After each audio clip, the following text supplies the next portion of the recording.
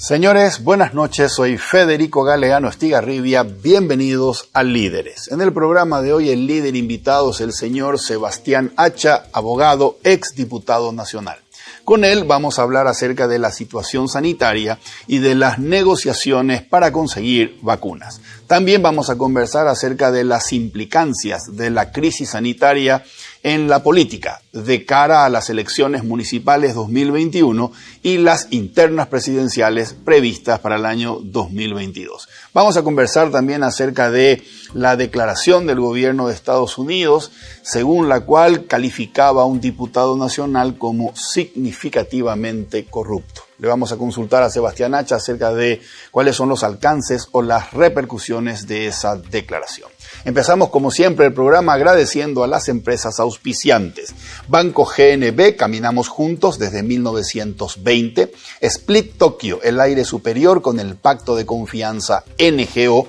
Y Coexma SRL, creando ambientes corporativos desde 1998. Luego de la presentación del programa y de nuestros auspiciantes, conversamos con Sebastián Hacha aquí en Líderes desde los estudios de ABC TV.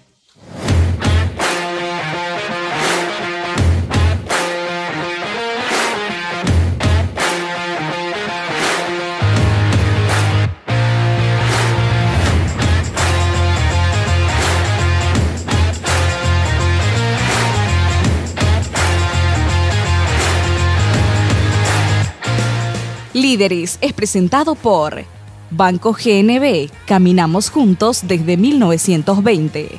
Split Tokyo, el aire superior con el pacto de confianza NGO. Coexma SRL, creando ambientes corporativos desde 1998. Todo empieza con un paso, o con una simple idea que imagina el futuro, o con un saludo que transmite confianza. Y por eso, hoy iniciamos nuestro camino para convertirnos en el mejor banco del Paraguay, porque somos herederos de una gran historia, con raíces sólidas, que siguen creciendo gracias al compromiso de seguir caminando juntos, paso a paso. Banco GNB. Caminamos juntos desde 1920. Este Split no viene del futuro, pero parece. Su poderoso motor de 4 velocidades lleva el aire más lejos con la función iClean, que elimina restos de agua del evaporador, y iFeel para mayor confort. Frío en menos tiempo, aire más limpio. Algunos dirán que este Split tiene aires de superioridad. Y tienen razón. Split Tokyo Extends, el aire superior.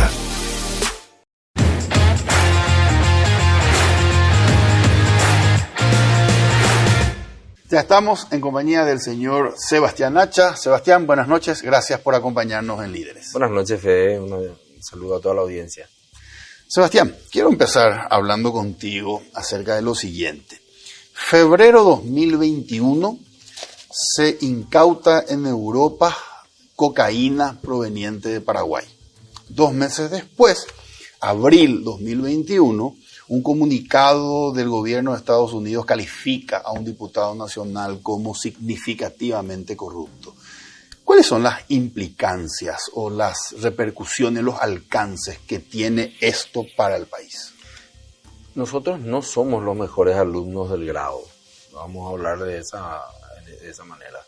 Nuestra tasa de informalidad, según nuestro estudio, el último estudio que hicimos en noviembre del 2020 con Mentu, con el equipo de Hugo Roy, que conocemos, una persona que tiene una vasta experiencia en cargos públicos, fue ministro de Planificación, estuvo presidiendo el IPS. Exactamente. Hicimos un estudio bastante bien probado, en donde nos dice que nuestro Producto Interno Bruto alcanza nuestra economía subterránea alcanza el 46% del equivalente al Producto Interno Bruto. Correcto. Y estos son 16.000 millones de dólares.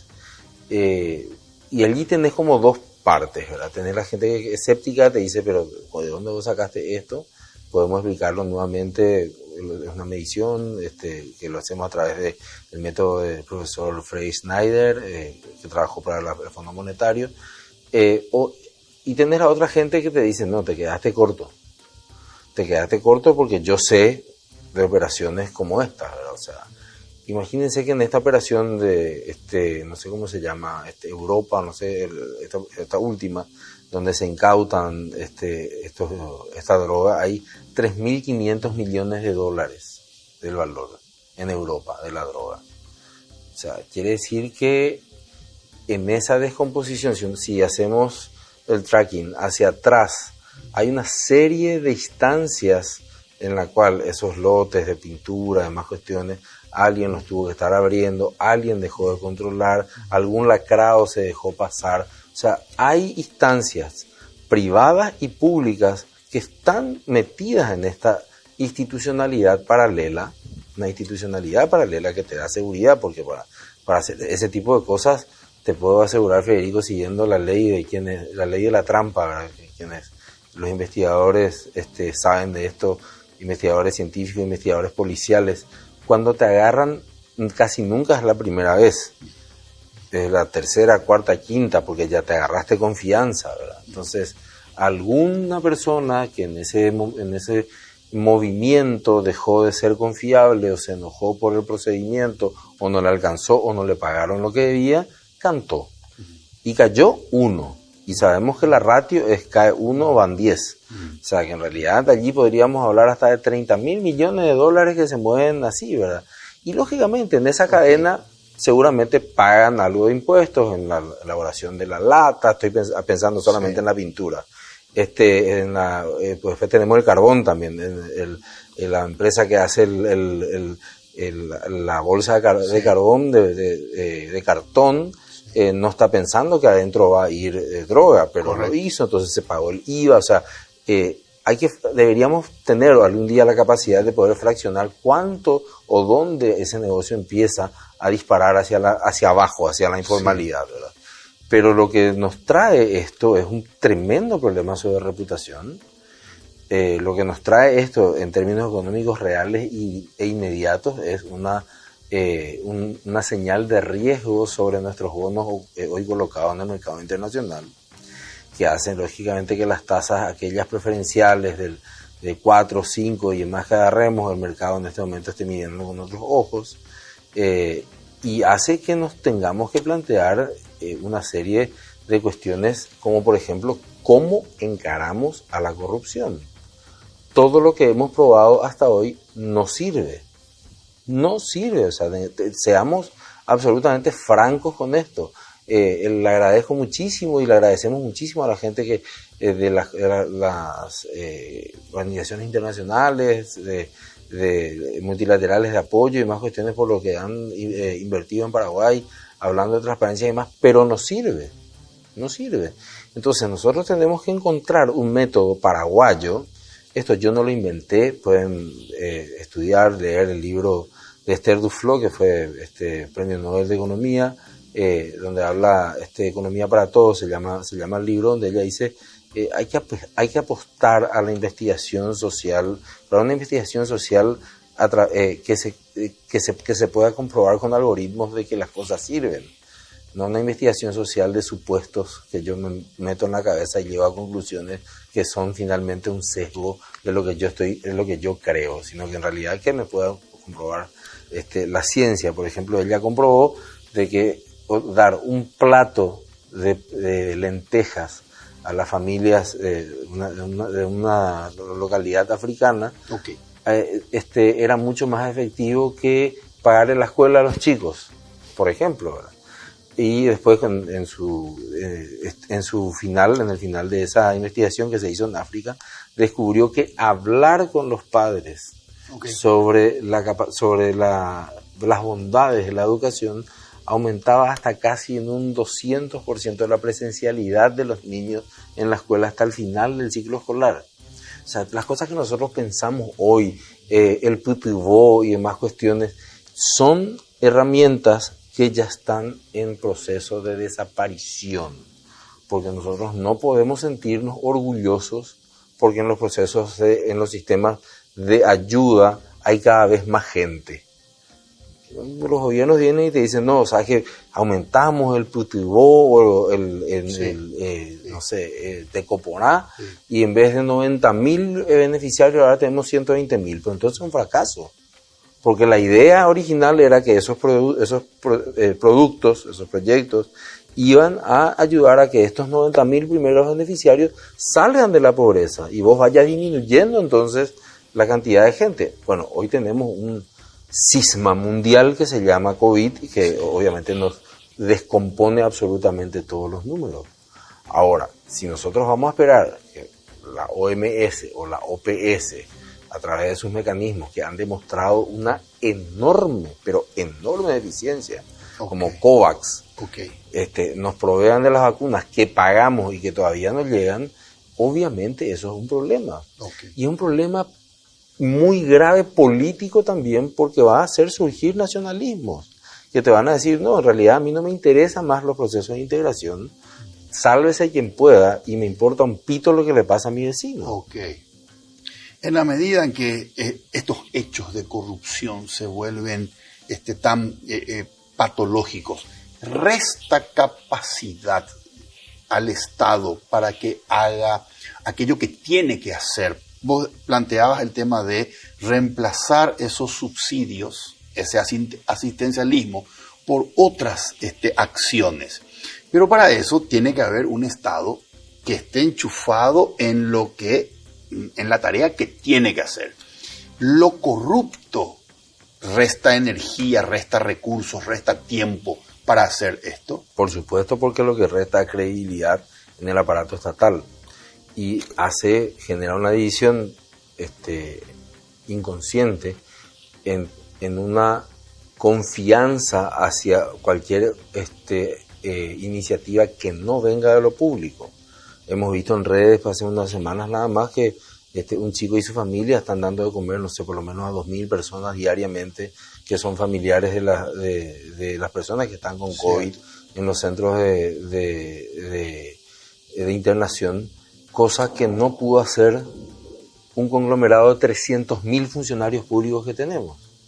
Lógico, uno se pregunta, ¿el Estado tiene que hacer asistencialismo? La respuesta es no.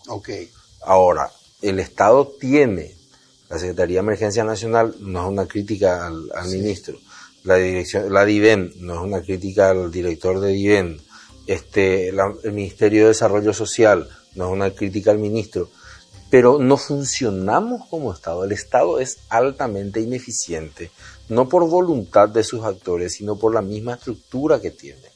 Entonces uno ve que el sector privado al moverse tiene mayor credibilidad, al tener mayor credibilidad la gente ayuda a estas personas, y si quizá ese llamado hubiese venido de alguna institución pública, hubiese disminuido eso. Entonces después cuando nos preguntamos en su conjunto, parece que somos esquizofrénicos, ¿verdad? En su conjunto nos preguntamos ¿por qué la gente no quiere pagar impuestos? ¿Por qué la gente no cree en el Estado? Y papá, porque vos estás teniendo a un diputado que tiene conexiones con el narcotráfico, que la embajada del país más poderoso del mundo, te guste o no te guste, está diciendo que no le va a dar visa para que se puedan ir a Disney y sus hijos con toda la plata que pueda tener. Entonces finalmente quiere decir que algo estamos haciendo mal. Hagamos la prueba ácida. ¿Por qué el gobierno de Estados Unidos nos tiene que decir a nosotros qué está bien y qué está mal? Tampoco tenemos autoridad, ni tampoco tenemos un desarrollo de nuestra política exterior como para que nosotros podamos señalar y decir que sí, sabes que a nosotros nadie nos va a decir esto, porque en el fondo sabemos todos cómo se maneja también la justicia en este país. Entonces, son como dos. Es como que nuestro cerebro, que a mí me apasiona estudiar sobre el cerebro, hay un video muy interesante donde una periodista norteamericana hace una entrevista a Yuval Harari, uno de los pensadores más importantes de la actualidad, y a Daniel Kahneman, premio Nobel de Economía del año 2002, pero psicólogo, y hablan sobre el tema de qué mundo nos queda después de la pandemia. Y a mí lo que me llama mucho la atención que los dos dicen es, en realidad yo no creo que vaya a cambiar mucho, dice Kahneman, pero lo que va a cambiar en cierta manera es la visión que tenemos sobre la efectividad global de la acción.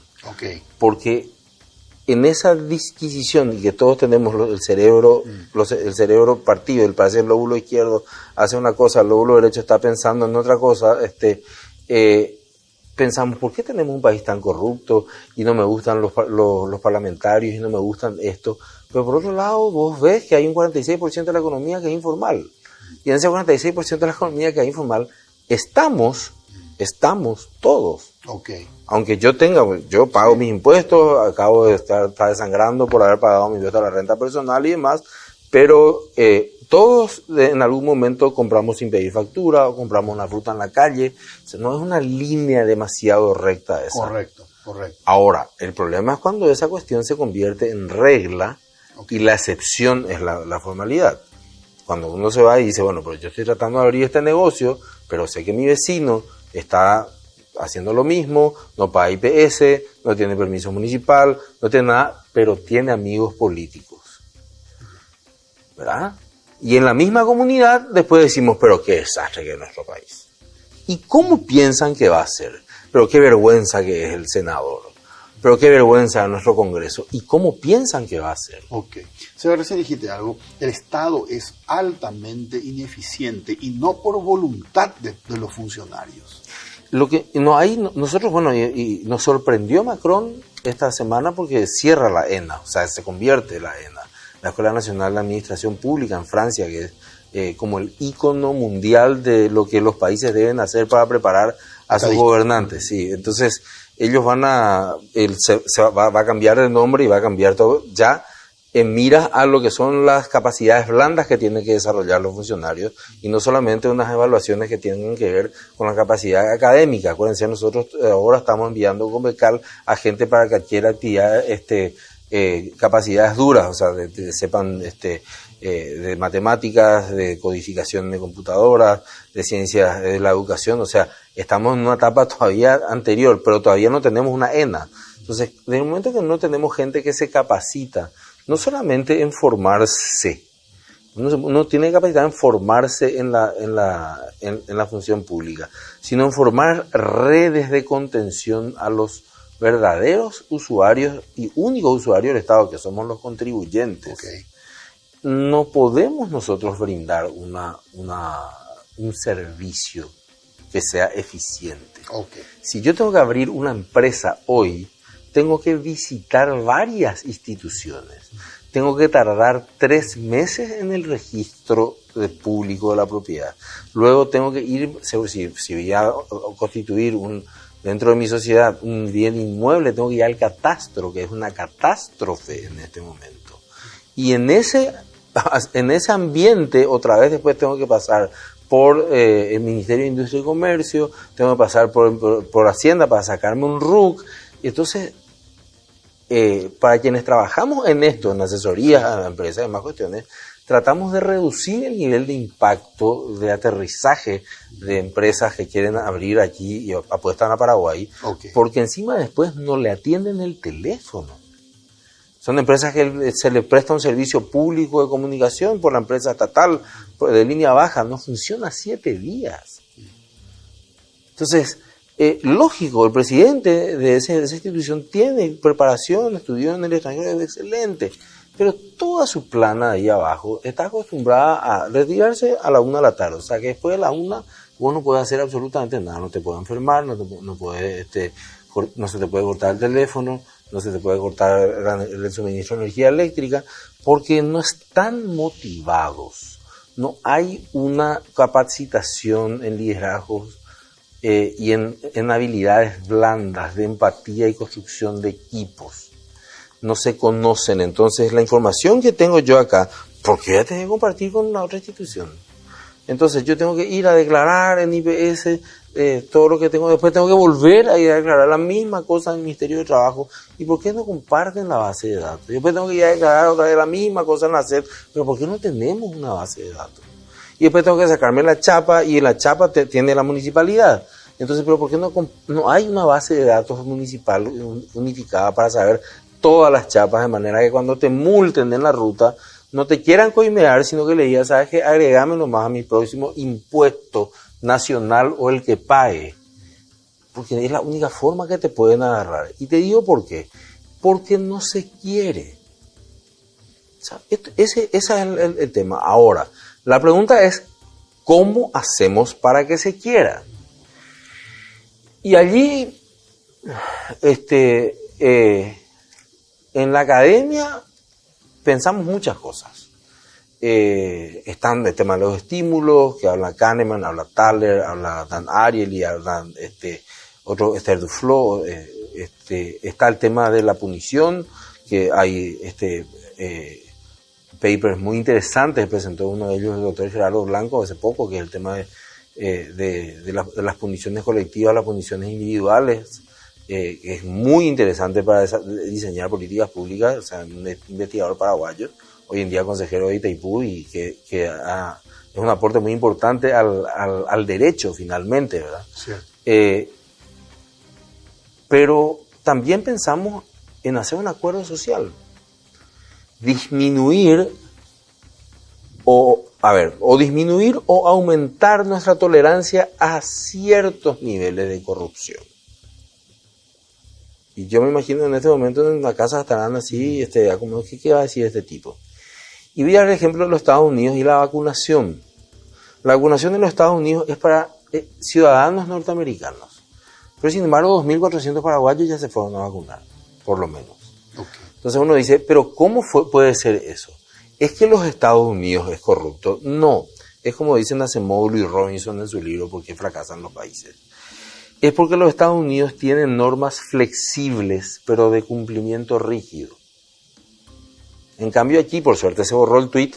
El Ministerio de Salud le respondió a los extranjeros residentes que en realidad tendrían que consultar con las embajadas. Sí. Eso fue una barbaridad, pero por suerte borraron rápido eso. Pero quedó ahí como que nuevamente el tema, no tenemos una respuesta global ni una visión global de que hay luminarias dentro de la administración pública, pero esas luminarias no pueden trabajar. ¿Cómo es eso de normas flexibles? Normas flexibles de cumplimiento rígido. Entonces, ¿qué hacen los americanos? Los americanos, con su pragmatismo que le caracteriza siempre al derecho anglosajón, dicen, bueno, acá viene un tipo que tiene una cuenta en Estados Unidos, nos está haciendo ganar cierta plata, o tiene un inmueble. Cierto. Entonces, quiere decir que tiene una inversión acá. No es residente. Aunque me traiga acá ahora o su título de propiedad, yo sé que son. Pero, ¿cuál es el bien mayor?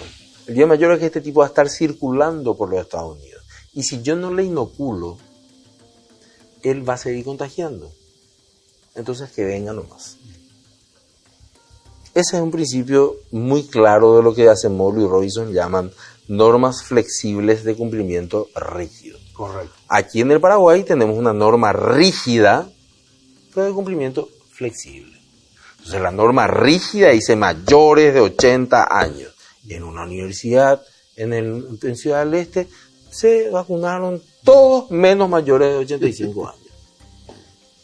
¿Pasó algo? ¿Alguien fue procesado? O sea, hay gente que levanta su foto en el Instagram. Exactamente. Algunas señoritas que si tienen 87 años, en realidad me tendrían que contar cómo lo hicieron, o deberían revelar la fuente de la eterna juventud, porque no parece que tengan 87 años, y que muestran que se acaban de vacunar o con la Sputnik o con la, Coronavac. Sí. Entonces, ¿cómo puede ocurrir eso? ¿Pasa algo con ellos? No pasa nada. Okay. Entonces, cuando tenemos normas rígidas, pero de cumplimiento flexible, la gente ya no cree. Entonces, lo que yo pienso, y me hago cargo de esto porque no voy a subirle al carro a otras personas que quizá compartan conmigo, pero que no me han dado la autorización para pensar, para expresar esto, es que nosotros deberíamos pensar seriamente en decir, bueno, ¿sabes qué? Está bien robar hasta $1 millón, ¿ok? Entonces, vamos a poner el tema de que la lesión de confianza se va a configurar cuando la lesión patrimonial sea superior a $1 millón.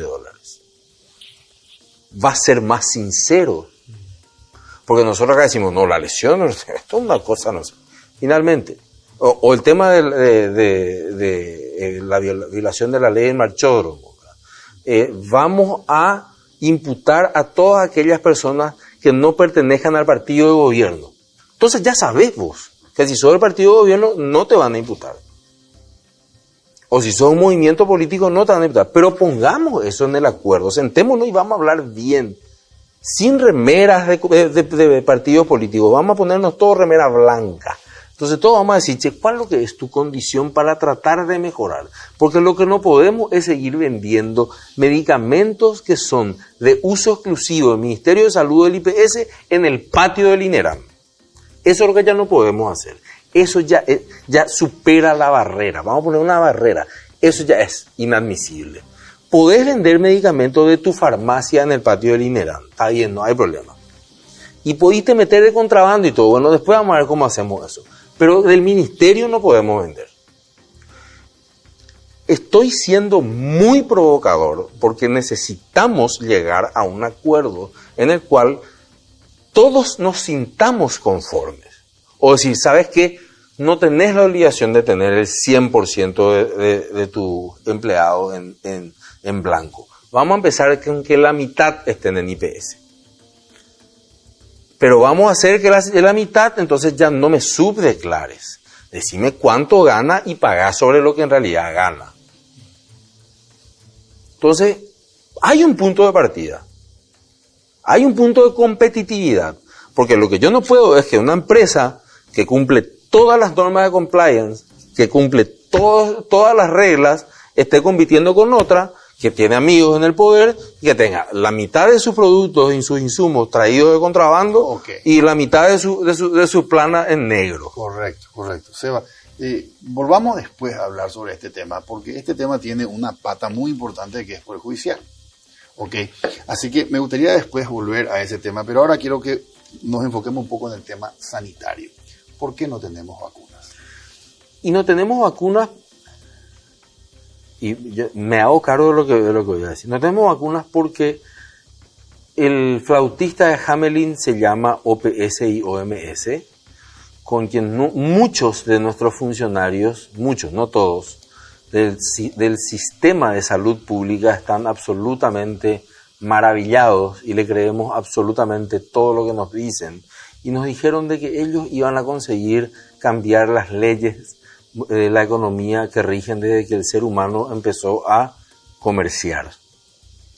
Entonces dijeron, no, nosotros con el apoyo de Bill y Melinda Gates, dos hermosísimas personas, vamos a hacer que los países pobres tengan las mismas posibilidades. Pero se olvidaron que existen las leyes del mercado. Y las leyes del mercado son más fuertes que la ley de gravedad. No se pueden derogar. Entonces, los países que están gobernados por personas que leyeron a Nicolás Maquiavelo, que es el padre de la ciencia política, entendieron que el mundo es como es y no como debe ser. Y salieron a negociar por detrás de COVAX. Y hablaron con los chinos, y hablaron con los rusos, y hablaron con la India, y hablaron con lo que sea. Entonces, no les llegaba el COVAX, no funcionaba para una pelota, pero finalmente ellos tenían acuerdos y fueron llegando las vacunas.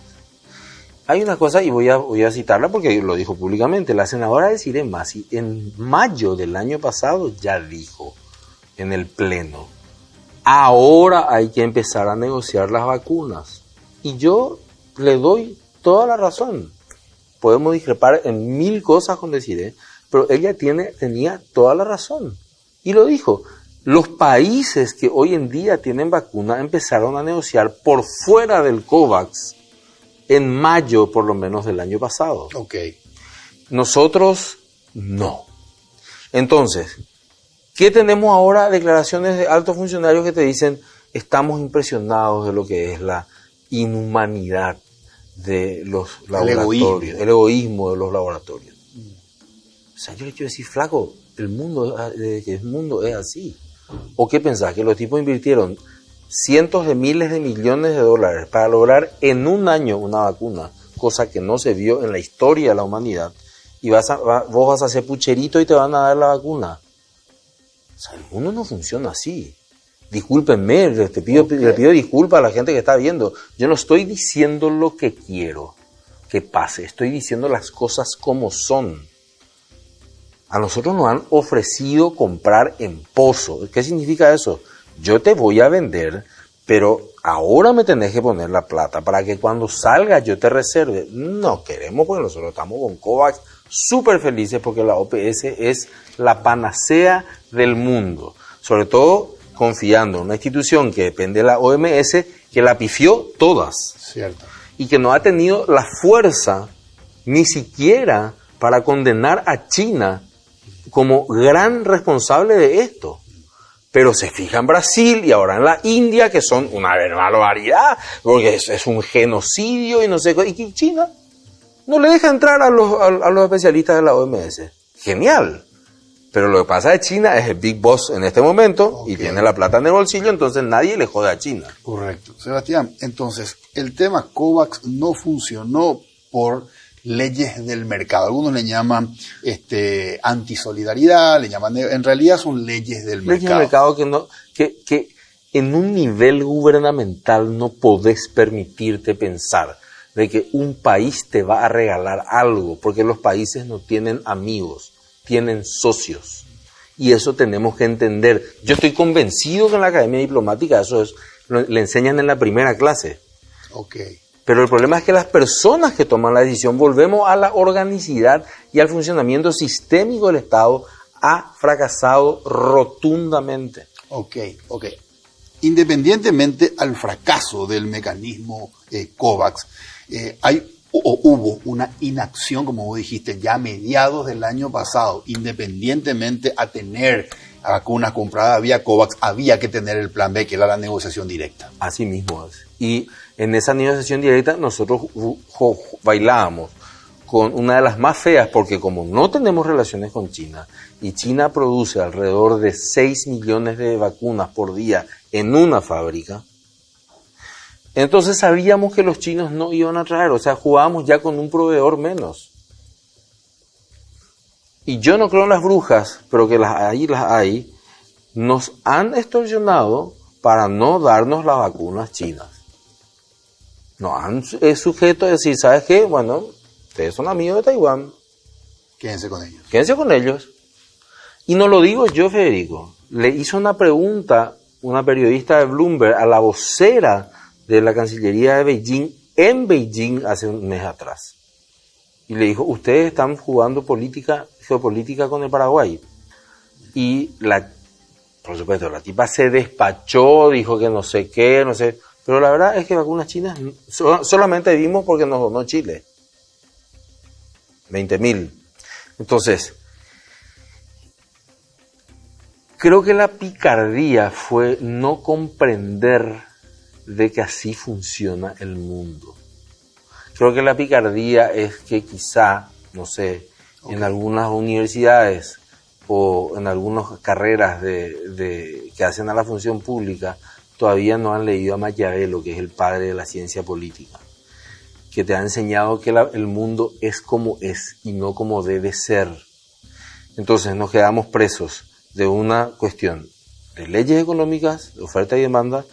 Imagínate, Israel pagó 3 veces el valor de la Pfizer. Pero Israel, esta semana, termina oficialmente la obligatoriedad del uso de mascarillas. Ok.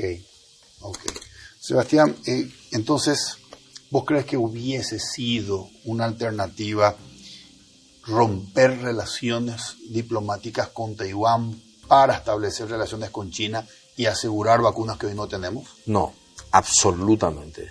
Me parece, y hablamos siempre de supuestos, me parece que si esa bastante probable, pero no comprobada, acción de China fue expresada en esos términos, exactamente, hubiese sido tan vil como la posición de Taiwán de decirnos que no querían que compremos vacunas de China.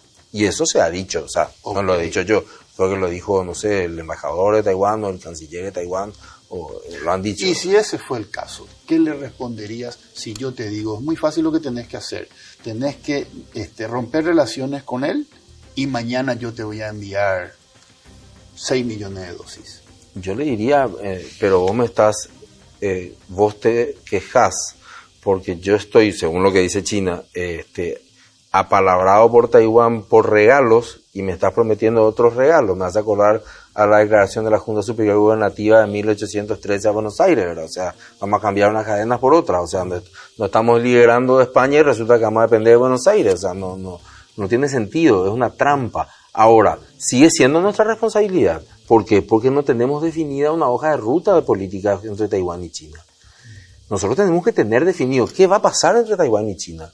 Este va a ser el caso. A mí me gusta mucho utilizar los ejemplos de la vida cotidiana, como esa pareja de amigos que están por divorciarse y vos te vas a hablar con uno y hablas con el otro, no se divorcian. Arréglense, qué sé yo. Después se arreglan y vos quedaste peleado con ellos. No sé si a alguien le habrá pasado, pero creo que a más de uno, por lo menos en mi cotidianidad, he encontrado que nos ha pasado eso, ¿verdad? Lo de China, yo no sé qué va a pasar. Lo de China tiene una escalada en este momento sin precedentes sobre el tema de una ocupación militar a Taiwán. Sinceramente no creo que eso ocurra, pero está crispando las relaciones incluso con los Estados Unidos. Y eso, pero puede llegar a terminar en un acercamiento. O sea, recordemos que el mayor inversor de capital en China es Taiwán. O sea, lo que nosotros vemos son los fuegos de artificio, las cuestiones diplomáticas, militares, el cruce de palabras y demás, es una cuestión, yo te diría, es un acting político. Okay. Pero hay vuelos diarios, o sea, las familias se reencontraron ya hace mucho, o sea, por debajo hay una relación muy sólida entre Taiwán y China. Entonces, ¿qué es lo que ha ocurrido, Fede, que todavía nosotros no podemos definir? ¿Qué es lo que le vamos a plantear a Taiwán? Hace poco un ex ministro de Hacienda tuiteó un tuit, Federico. Dijo, yo no sé por qué Taiwán no nos compra carne de cerdo. Al otro día se habilitaron, no sé, poco, pero se habilitó el mercado de cerdos para la carne paraguaya. Okay. O sea, un tuit. Y tenemos una cancillería en la cual no nos podemos imaginar qué más le podemos pedir. O sea, volvamos a mayo. Volvamos a mayo del año pasado. Si en mayo del año pasado nosotros le decíamos a Taiwán, compren, no, pues la Covaxin o la Sinovac, o la que, no, Sinovac no van a usar ellos porque es de China, o la Moderna o la Pfizer o la que fuera, yo te aseguro que Taiwán nos iba a dar. El problema es que no sabemos qué pedirle. Bueno, nos ponemos de acuerdo porque hay demasiados interlocutores con Taiwán. Okay. Y eso yo sé. Yo quiero decir... No es que a mí me contaron. Exacto. Yo sé que hay muchos interlocutores. Están diputados, están senadores, están ministros, y está el presidente de la República, están sus colaboradores. Entonces, mucha gente habla con Taiwán. Okay. Tenemos que decirle a los muchachos, ¿saben qué, muchachos? Vamos a jugar en equipo. No podemos entrar a la cancha y los 11 jugadores gritar cómo se va a jugar. Correcto. Vamos a escucharle solamente al técnico.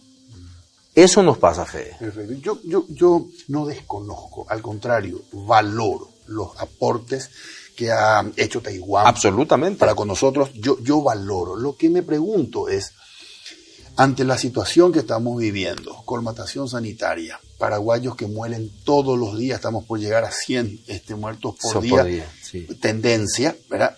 No aparecen las vacunas. ¿Qué más hay que esperar para considerar esta como una situación crítica, es decir, una situación de guerra? Yo sé que a vos te gusta mucho la historia, Seba, y vos recordarás que cuando a Winston Churchill lo criticaron por establecer una alianza con Stalin, él les respondió, si se trata de quitar, de eliminar, de extirpar al nazismo de Europa, yo me establecería una alianza hasta con el mismo diablo. Entonces, no se trata de que yo no valore las relaciones con Taiwán, se trata de que Taiwán posiblemente no tenga algo que en este momento se considera interés supremo para la nación, las vacunas. ¿Puede una relación privarme de lo que yo considero interés supremo? No estamos hablando de vender carne de chancho ni carne de bobo, estamos hablando de vida humana. De vida humana, estamos hablando de si se trata de salvar a mi población, a mi nación de la muerte de esta pandemia. Yo establecería alianza hasta con el mismo diablo. Mira, nuestra balanza comercial, si no me equivoco, con China Popular anualmente es de 3.500 millones de dólares. Nosotros estamos hablando de que 3 millones de vacunas son 100 millones de dólares. Okay. O sea, este no es un tema económico, evidentemente. Podemos importar heladeras, motos. Como siempre le digo a los muchachos cuando estamos reunidos en algún lugar o cuando, dentro de mi burbuja, mis hermanos y mis vecinos, vivimos en casas conjuntas, le digo, miremos todo lo que está alrededor, todo es chino. O sea, el celular que tenemos aquí sobre la mesa es chino, pero resulta que no podemos traer vacunas para salvar a la gente. Volvemos al tema. Nosotros no sabemos qué queremos.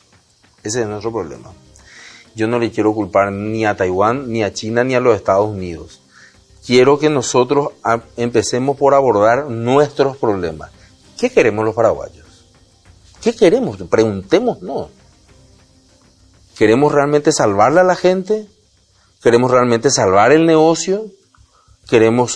Estamos haciendo una ruta de 150 kilómetros, ya tiene la ruta del corredor bioceánico. Es como la vena, es como la arteria principal que va a dar vida a toda una nueva zona del Chaco y acabamos a matar el motor, porque suspendimos la contratación del puente. Yo digo, ¿quién toma estas decisiones? Cuando hay otras obras, si estamos hablando de obras, porque yo no cortaría obras, porque dan mano de obra, valga la redundancia. Pero necesita la plata. Pero tenés otros fondos. O sea, ¿dónde tenés fondos? Y bueno, mira, caña paraguaya te cuesta 36.000 millones de guaraníes al año. El ferrocarril te cuesta 15.000 millones de guaraníes al año. ¿Me puedes decir qué hacemos nosotros produciendo caña y teniendo un ferrocarril que no existe? El problema es que el costo político de decirle a la gente, ¿saben qué, muchachos? Se tienen que ir a trabajar en serio. Es muy alto en este país. Ok. Entonces, pero ya que estamos, hablemos con Taiwán y digámosle, miren, nosotros necesitamos que ustedes vengan y inviertan en el ferrocarril. Háganos el ferrocarril. Porque o si no, nosotros vamos a ir con China. Disculpen que estoy contando el secreto. Correcto. Estoy contando el secreto. Me imagino que no va a ser tan así, ¿verdad? Y yo me imagino que por más que sé varias idas y venidas, hay muchísimas cosas que yo no sé de esa colaboración que estábamos hablando. Correcto. Pero llama la atención al mundo de que Taiwán nos haya regalado el Congreso y la Cancillería. Entonces, cuando reclamamos la soberanía de las binacionales y más cuestiones, creo que hay otras soberanías que tendríamos que preocuparnos por cuidar también, ¿verdad? Entonces, no quiero dejar de responderte porque le di vueltas al tema.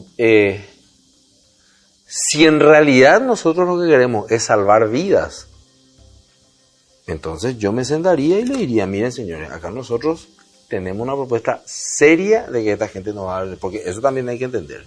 La propuesta tiene que ser seria, porque si hay algo que los chinos saben hacer es venderte espejitos. Ok. O sea, los chinos son expertos. Ok. Entonces, guarda con cómo viene el combo, ¿verdad?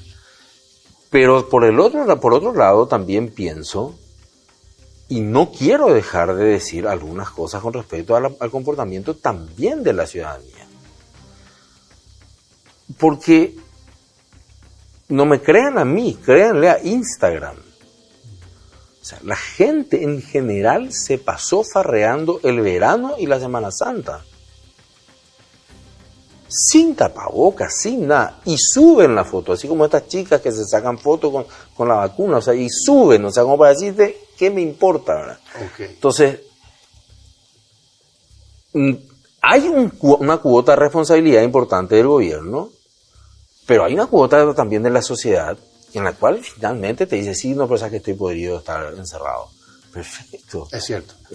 Yo también estoy podrido de estar encerrado. Pero yo que tengo un hijo de 17 años, tengo que estar diciéndole que no cuando veo que el 80% de sus amigos están en farra locas. Ok. Ahora yo entiendo, Seba, que si vos sos gobernante a la hora de planificar tus acciones de batalla en esta lucha, dentro del presupuesto está que va a haber un margen de desobediencia y conforme pase el tiempo, ese margen de desobediencia va a crecer. Perdimos ya, ese tren perdimos, por eso no quería hacer énfasis en eso. Okay. El tren de decir que hoy en día va a salir la policía y el ejército a la calle, ya nadie va a respetarlo. O sea, creo que hoy estamos ya en un momento en el cual se va a golpear, y finalmente esa gente golpeada, que es el sector privado, emprendedor, no el sector informal, porque el sector informal recibe subsidios. Sí. Pero el sector golpeado, que tuvo que hacer suspensiones de contratos de trabajo, que tuvieron que tener inspecciones del ministerio, que tuvieron que soportar sumarios, ellos no recibieron ningún tipo de subsidio. Exactamente. Y el funcionario público finalmente va a trabajar o no va a trabajar, o va a hacer home office y va a cobrar exactamente su salario igual a fin de mes, con sus bonificaciones. Entonces, hay un principio de desigualdad en que el Estado debe intervenir. Okay. Cuando Luis Lacalle Pou, que es un tipo que es nieto y hijo del expresidente de la República del Uruguay, obviamente una persona absolutamente preparada, empieza la pandemia y dice, recorto los salarios del 20% a las personas que ganen más de esto, él ya ganó la batalla. ¿Por qué? Porque dijo, el sector público demuestra que empatía con el sector privado. Entonces, ¿cómo no vas a querer ayudarle a un presidente que toma ese tipo de decisiones? Obviamente aquí no se puede tomar esa cantidad de decisiones por una disfunción también institucional de los partidos. Los partidos hoy en día ya no representan una sola idea. Son movimientos políticos internos que especulan, así como nosotros nos quejamos de que se especula con las vacunas o los laboratorios son egoístas y demás cuestiones.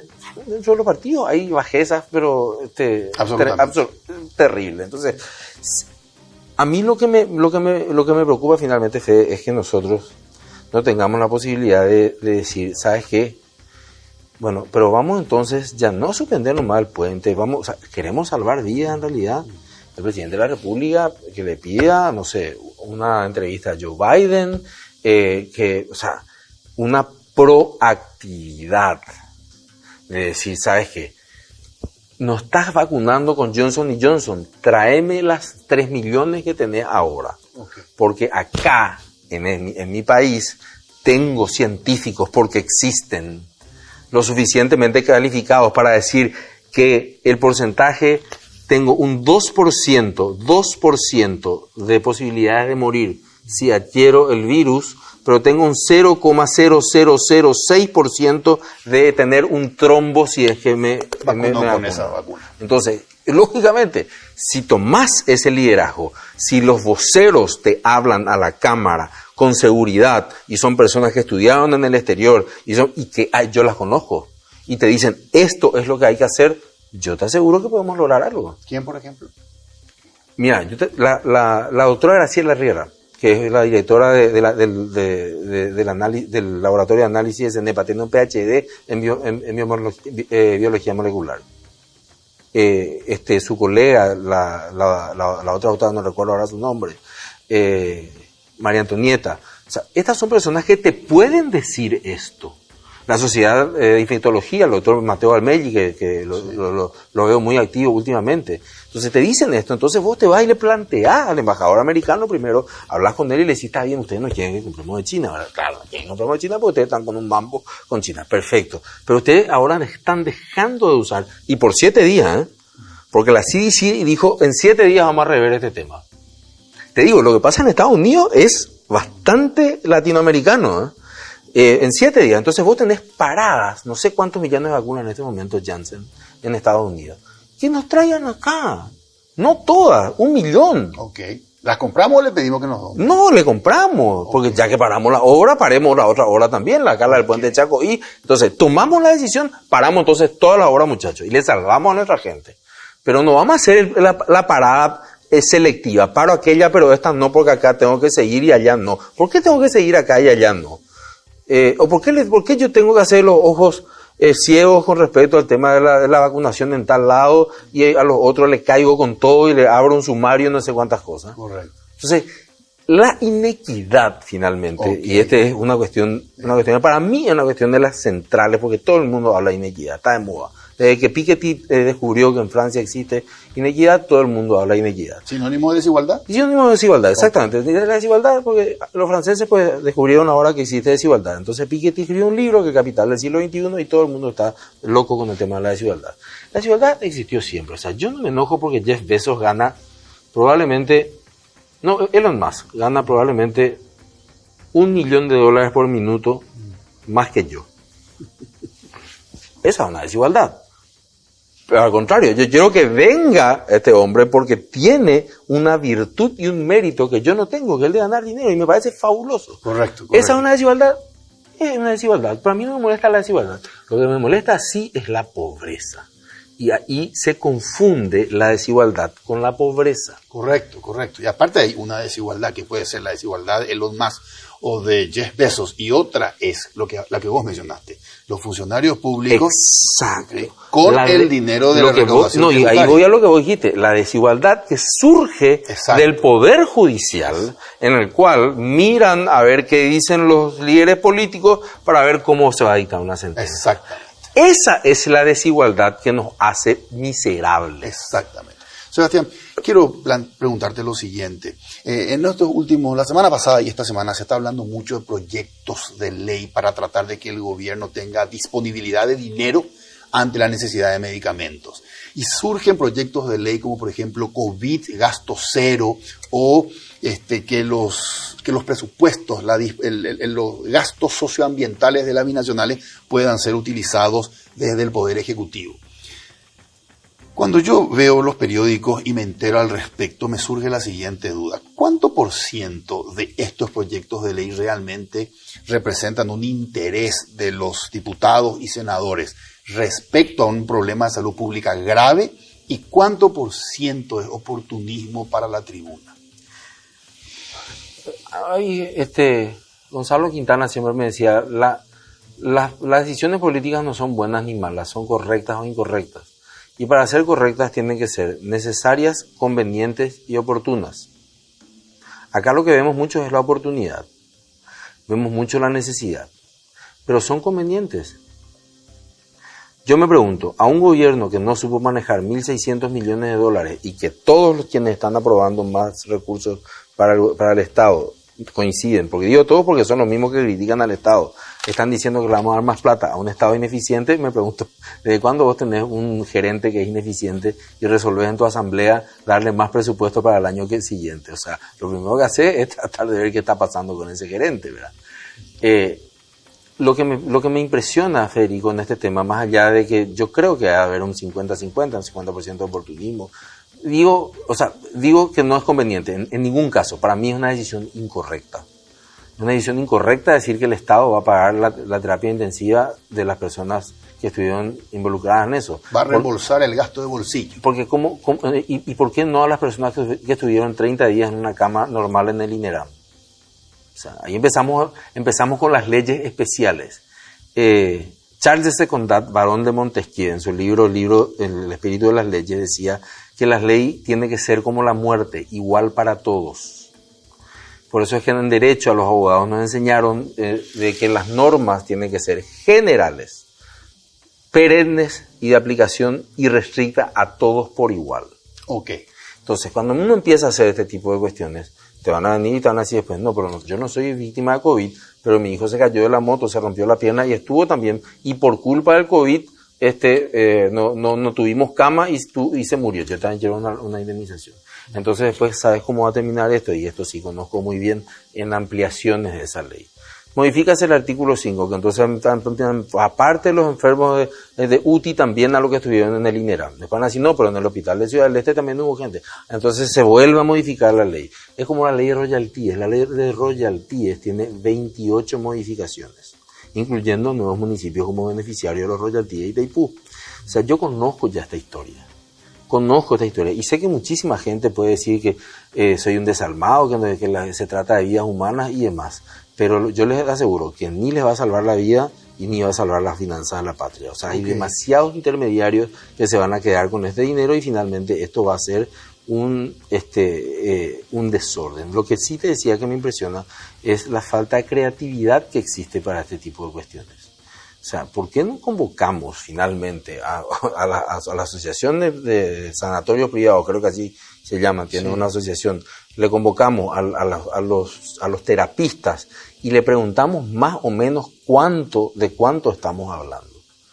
Y allí sí podemos volver al primo Taiwán, al amigo Taiwán, o podemos volver a la agencia de cooperación o a un crédito especial, no de emisión de bonos, sino vamos a volver nomás a la cooperativa que conocemos, que son el BID y el Banco Mundial, en el cual participamos, donde las tasas son generalmente más flexibles y más.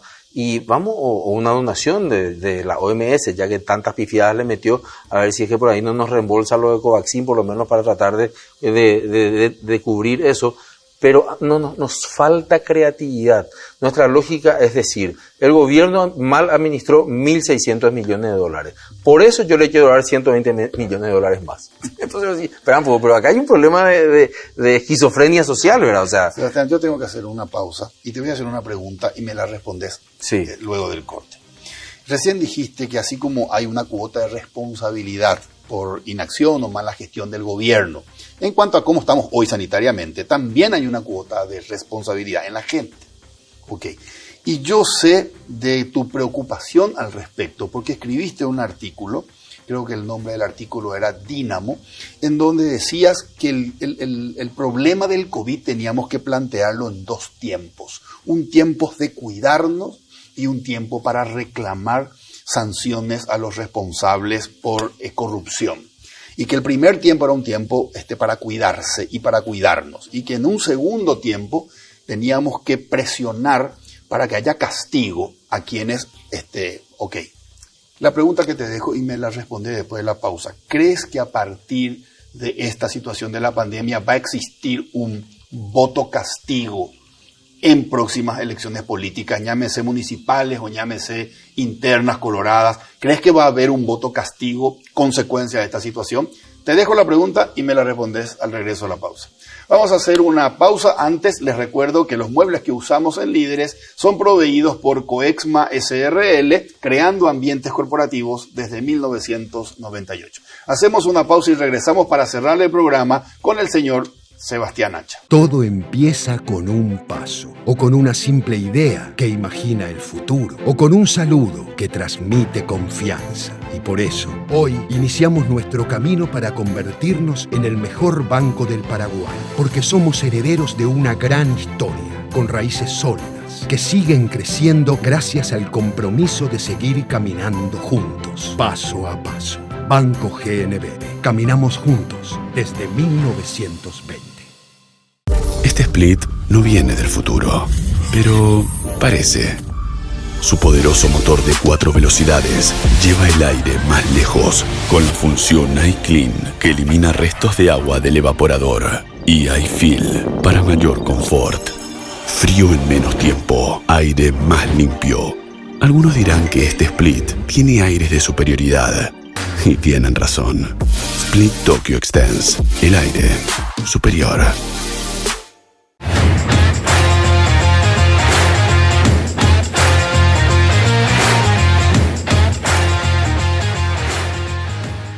Seguimos con el señor Sebastián Acha. Sebastián, había quedado picando allí la pregunta acerca de si va a haber o no un efecto de voto castigo.